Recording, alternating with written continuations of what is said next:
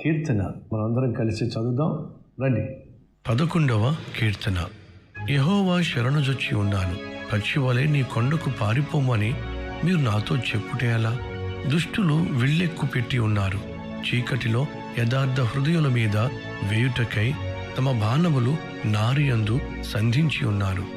పునాదులు పాడైపోగా నీతిమంతులేమి చేయగలరు? యెహోవా తన పరిశుద్ధాలయములో ఉన్నాడు. యెహోవా సింహాసనము ఆకాశమందు ఉన్నది. ఆయన నరులను కన్నులారా చూచుచున్నాడు. తన కనుదృష్టి చేత ఆయన వారిని పరిశీలించుచున్నాడు.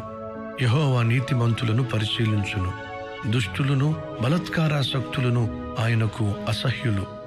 దుష్టుల మీద ఆయన ఉరులు కురిపించును. అగ్ని గంధకములను వడగాలియు వారికి పానీయ భాగమగును. యెహోవా నీతిమంతుడు, ఆయన నీతిని ప్రేమించువాడు. యథార్థవంతులు ఆయన ముఖ దర్శనము చేసెదరు.